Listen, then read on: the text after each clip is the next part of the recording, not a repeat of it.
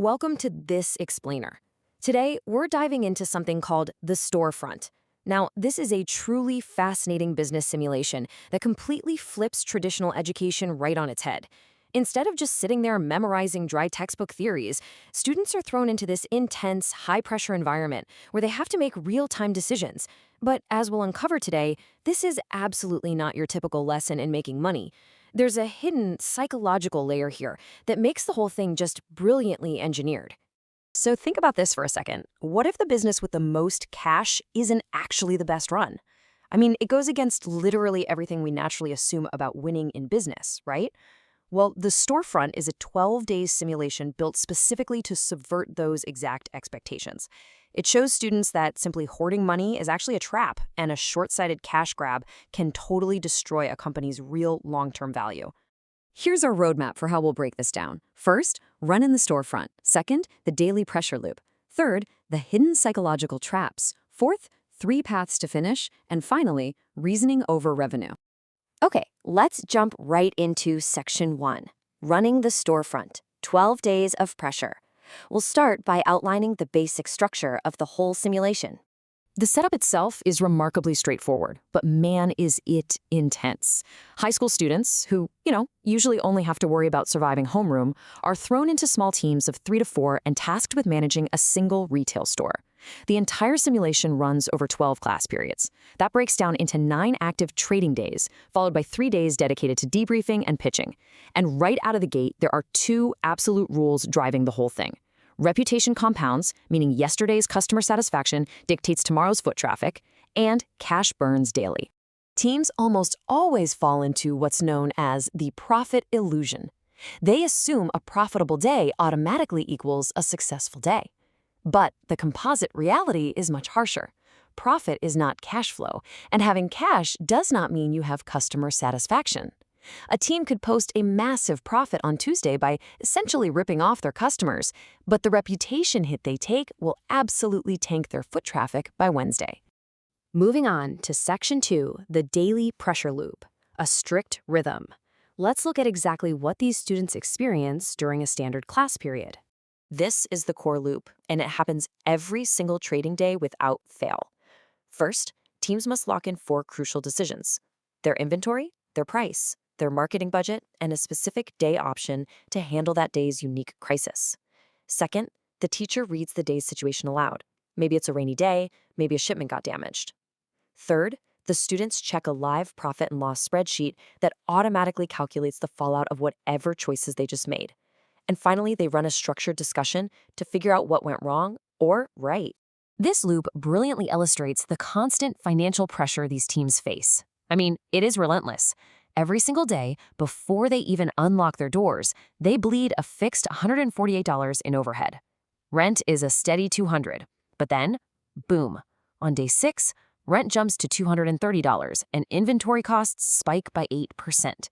They're forced to adapt on the fly as these costs steadily increase, all while knowing they can never, ever serve more customers than the inventory they actually purchased.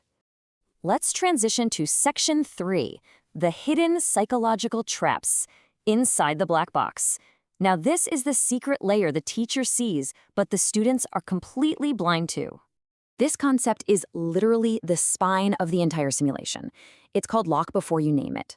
The game essentially forces students to make critical decisions while they're actively under the influence of classic cognitive biases.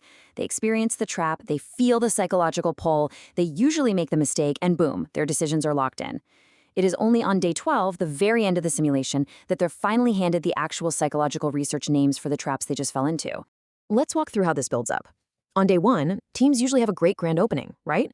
This perfectly triggers overconfidence bias. They think one good day proves they are business geniuses. Then on day 2, a damaged shipment triggers loss aversion. The sheer pain of losing money makes them overcorrect wildly. By day 4, a bulk deal tempts them to value inventory based on what they paid for it, not what it'll actually sell for. That's the endowment effect. And on day 6, when those costs suddenly jump, the ostrich effect kicks in.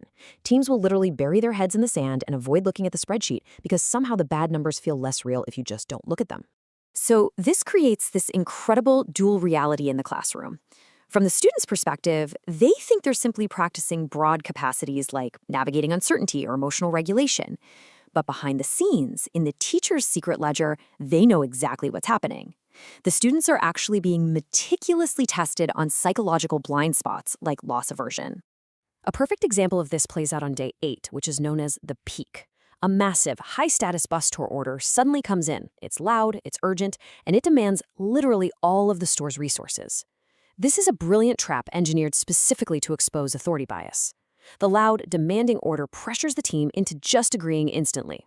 If they say yes, sure, their cash spikes for that one day, but they end up ignoring all their regular customers, and their overall satisfaction score absolutely tanks. They learn the hard way that they have to run a stakeholder impact check before just bowing to authority. All right, moving into section 4, 3 paths to finish, the archetypes. Let's examine the hard-coded outcome bands that teams inevitably fall into by the end. The simulation engine essentially validates 3 different defensible paths. First, you have the methodical operator, finishing with a really healthy cash balance and a high satisfaction rating. Second, there's the conservative steward, ending with a massive pile of cash, but a significantly lower satisfaction score. And finally, the risk taker. This team chases big days, bleeds money the rest of the week, and usually finishes with both the lowest cash and the lowest satisfaction. There's really no one right strategy to play, but as you can see, there are heavy trade-offs.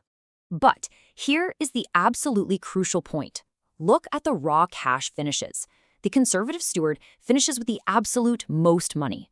By pretty much any traditional game standard, they should be crowned the winner, right? They protected their cash the hardest. But here is the true genius of the simulation. They do not win. The big twist is that the methodical operator is the signature outcome. They win the composite measure. Why? Because a real-world business owner wouldn't trade their entire reputation just to hoard cash.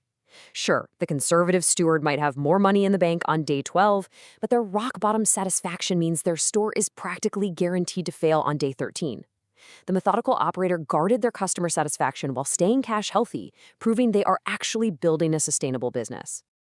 And that brings us to section 5, reasoning over revenue, the final grade. Let's explore the radically different way the simulation actually assesses student success. This quote right here, this is the golden rule of the storefront. Teams are graded on the quality of their reasoning, never on cash or satisfaction. Think about that. A team that runs the risk-taker path finishes dead last in cash, but can perfectly articulate exactly why they bled money and which specific cognitive biases caught them, they will actually outscore a team that stumbled into the highest cash bracket by pure dumb luck without understanding how they got there. Because of that core philosophy, the grading completely bypasses the financial scoreboard. Instead, the teacher uses this really elegant, light, criteria-based system. Students are graded on daily journals where they have to explain their strategic trade-offs. On day 11, there's a pure critique of their business pitch. And on day 12, they submit an individual founder's philosophy statement. The whole thing is assessing pure critical thinking, not fake profits. And that day 12 founder's philosophy statement, that is where the learning truly locks in.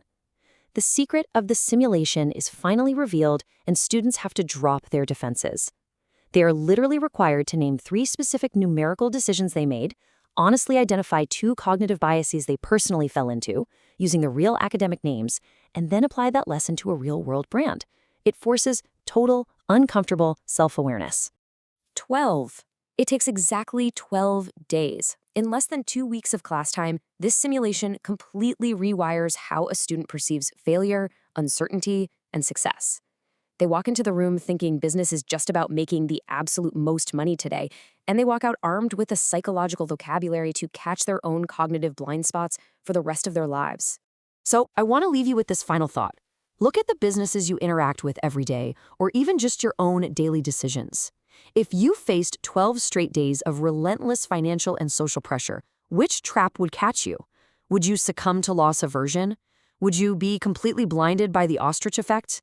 The thing is, these patterns only lose their grip the moment you can actually name them. Thank you so much for joining me for this explainer, and remember, always keep questioning the numbers.